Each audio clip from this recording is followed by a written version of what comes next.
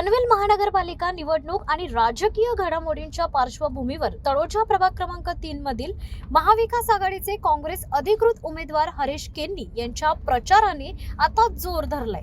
नुकतीच खारघरमधील ओवेगाव येथे त्यांची भव्य प्रचार रॅली संपन्न झाली आहे। या रॅलीत ग्रामस्थांनी मोठ्या संख्येने उपस्थित राहून केन्नी यांना आपला पाठिंबा दर्शवलाय। यावेळी प्रसारमाध्यमांशी बोलताना हरीश केन्नी यांनी सत्ताधारी भाजपवर कडक शब्दात टीका केली आहे। येणाऱ्या निवडणुकीत प्रभाग क्रमांक 3 मध्ये भाजपच्या कमळाचा पूर्णपणे सुपडा साफ होईल असा विश्वास यावेळी त्यांनी व्यक्त केला। महाविकास आघाडीच्या कार्यकर्त्यांमध्ये असलेला उत्साह आणि ग्रामस्थांचा मिळणारा प्रतिसाद पाहता आपला विजय निश्चित असल्याचे त्यांनी नमूद केले। या रॅलीत नवी मुंबई आंतरराष्ट्रीय विमानतळाच्या नामकरणाचा मुद्दा पुन्हा एकदा ऐरणीवर आलाय। नवी मुंबई विमानतळाला लोकनेते दिबा पाटील यांचेच नाव मिळाले पाहिजे। जर सरकारने भूमिपुत्रांच्या या मागणीकडे दुर्लक्ष केले तर येणाऱ्या काळात भूमिपुत्र त्यांना त्यांची जागा दाखवून देतील असा इशारा यावेळी केन्नी यांनी दिलाय। रॅली दरम्यान ओवे गावातील महिला आणि तरुणांनी हरीश केन्नी यांचे जंगी स्वागत केले। प्रभागातील प्रलंबित विकास कामे आणि स्थानिक भूमिपुत्रांचे प्रश्न मार्गी लावण्याचे आश्वासन केन्नी यांनी दिले।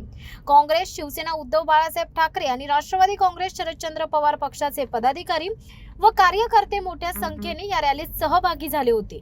महाविकास आघाडीचे उमेदवार मोठ्या बहुमताने निवडून येतील असा ठाम विश्वास या प्रसंगी उपस्थित कार्यकर्त्यांनी आणि ग्रामस्थांनी व्यक्त केलाय।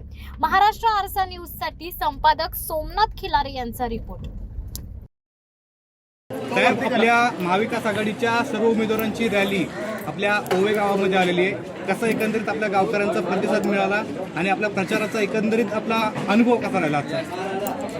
प्रतिसाद तर तुम्ही बघितलाच असाल। तुम्ही सुरुवात केल्यापासून आमच्या सोबत आहे।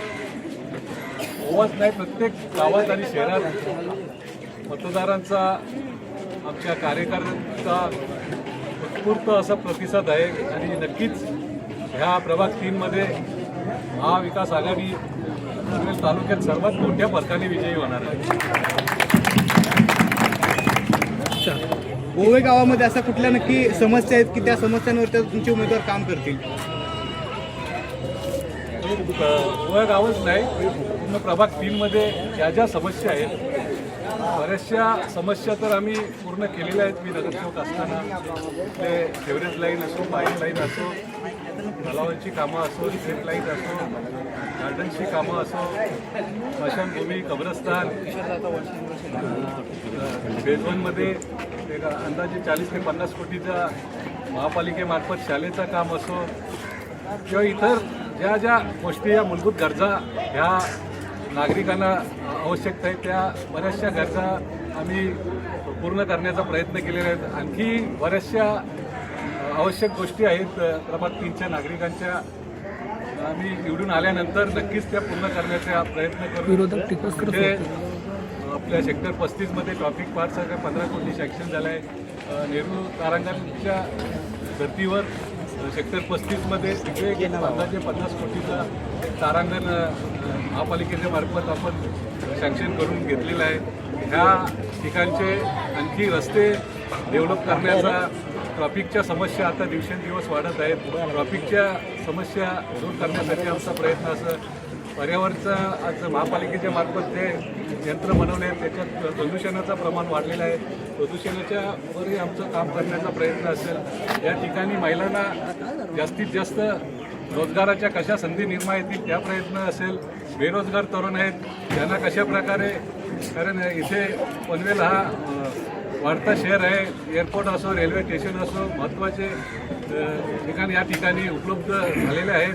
त्यामुळे बेरोजगारीचे प्रमाण तरीसुद्धा वाढलेले आहे। ते रोजगार कसा निर्माण करता येईल ते प्रयत्न असेल। खेळाडू आहेत, ते खेळाडूंना अनुदान कसा करता येईल ते प्रयत्न असतील। आरोग्याच्या दृष्टीने कॅन्सर किंवा या बिमाऱ्या आहेत त्या सर्वसामान्य नागरिकांना परवडणार नाही, त्यांना अनुदान कसा देता येईल महापालिकेच्या मार्फत ते प्रयत्न असतील। ॲनिमल्स आहेत, कृषी क्षेत्र असो, बराचसा शहरी भाग असला तरी काही ठिकाणी त्यांनाही अनुदान अशा प्रकारचे प्रयत्न आमचे असतील। म्हणजे ज्या ज्या गरजा ह्या महापालिकेच्या मार्फत, कारण टॅक्स हा आपण जनतेकडून घेत असतो आणि त्यांचा योग्य तो नियोजन राखला जाईल अशा प्रकारे स्वच्छ आणि सुंदर महापालिका कशी निर्माण करता येईल हाच आमचा प्रयत्न असेल। बरोबर, आपण बघत असाल की साहेब, नवी मुंबई विमानतळ हे सुरू झालेलं आहे। सत्ताधारी पक्षाच्या नेत्यांकडनं असं सांगण्यात येत होतं की नवी मुंबईचं विमान उडण्या अगोदर त्या विमानतळाला दिवा पाटलांचं नाव देण्यात येईल, परंतु विमान उडून आता ते सुरू देखील झालेलं विमानतळ अजूनपर्यंत दिवा पाटलांच्या नावाचा प्रश्न प्रलंबित आहे। या निवडणुकीमध्ये आपल्या स्थानिक भूमिपुत्रांकडून या सगळ्या गोष्टींचा राग म्हणा किंवा या सगळ्या गोष्टींचा फटका हा सत्ताधारी पक्षांना बसेल का? नक्कीच या ठिकाणचे आमदार महोदयांनी सांगितलं होतं की यात जर ह्या नवी मुंबई एअरपोर्टला दिवा पाटलांचं नाव नाही दिलं तर मी राजीनामा देईल। त्यांच्या वडिलांनी सांगितलं होतं की समोरचे जे आमदार पुरणचे माहीत ते जाणून घेतील आणि हेही राजीनामा देतील। ह्या राज्याचे मुख्यमंत्री यांनी खोटे आश्वासन ह्या इथल्या भूमिपुत्रांना दिले आहे की आमची प्रोसेस चालू आहे। आता गेली कित्येक वर्षे तेच आहे, तो प्रोसेस चालू आहे आणि आम्ही नक्कीच त्याला नाव देऊ, परंतु दिशाभूल झालेली आहे। आज विमानतळ चालूही झालेलं आहे, कारण आचारसंहिता असल्यामुळे भूमिपुत्रांचं आंदोलन झालं नाही, त्यामुळे पुढचा नक्कीच त्याच्या विरोधात आंदोलन भूमिपुत्रांचं होणार आहे आणि सर्व भूमिपुत्र निवडणुका झाल्यानंतर या ठिकाणी ह्या स्वर्गीय दिवा पाटला साहेबांचं नाव या एअरपोर्टला लागल्याशिवाय स्वस्त बसणार नाही। परंतु ह्या लोकांनी जी दिशाभूल केली आहे आमच्या जनतेची, यांना ह्या निवडणुकीत हे पनवेल तालुक्यात महापालिकेत नवी मुंबई असू दे किंवा ठाणा कल्याण डोंबिवली ज्या ज्या ठिकाणी आमचे भूमिपुत्रांची मागणी होती की या ठिकाणी दिवा पाटील साहेबांचा या एअरपोर्टला नाव पडला पाहिजे, पण या निवडणुकीत दाखवून देणार आहे की यांची जागा या निवडणुकीत नक्कीच दाखवून देणार आहे।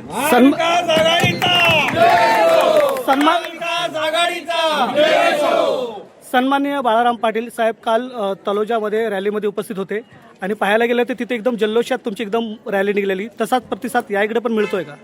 नक्कीच तलोजा असो, पापडीचा पाडा असो, पेटाले असो, भोईरपाडा असो, पेठ असो, कांप असो, रांजणपाडा, मुरबी, धामोला, प्रत्येक ठिकाणी एकदम जल्लोषात आमचं स्वागत होत आहे आणि प्रत्येक ठिकाणी नागरिकांचा आता म्हणणं आहे की कमलमुक्त प्रभाग 3 अशा प्रकारची नागरिकांनी या ठिकाणी आमच्या कार्यकर्त्यांनी आम्हाला पाठिंबा देताना सांगितलं आहे। नक्कीच या ठिकाणी अशाच प्रकारचं वातावरण सर्व म्हणजे शहरी भाग असो किंवा ग्रामीण भाग असो सगळ्याकडे आम्हाला चांगला असं महाविकास आघाडीला प्रतिसाद चालू आहे। शेतकरी कामगार पक्ष महाविकास आघाडीचा ही बालेकिल्ला नक्कीच राखला जाईल असं वाटतं? हा नक्कीच या ठिकाणी आघाडीचे नेते जे सन्माननीय बाळाराम पाटील साहेब यांच्या हस्तेच या ठिकाणी सुरुवात नारळ प्रभाग 3चा फोडलेला आहे आणि प्रभाग 3 तसा बघितला तर शेतकरी प्रत्येक गाव शेतकरी कामगार पक्षाचे निष्ठावान कार्यकर्ते आहेत, त्यामुळे नक्कीच या ठिकाणी शेतकरी कामगार असो, काँग्रेस असो, राष्ट्रवादी असो, मनसे असो किंवा इतर जे घटक पक्ष आहेत त्या सर्वांचे मिळून या ठिकाणी हा बालेकिल्ला भरघोस मतांनी राखला जाईल। अगदी शेवटचा प्रश्न, आपल्या प्रभाग क्रमांक 3च्या मतदार राजांना काय तुम्ही आवाहन करताय? माझ्या प्रभाग 3च्या मतदार बंधूंना मी आवाहन करतो की येणाऱ्या 15 तारखेला हात या चिन्हावर आपले आशीर्वाद रूपी बटन दाबून आम्हाला भरघोस मतांनी निवडून द्या।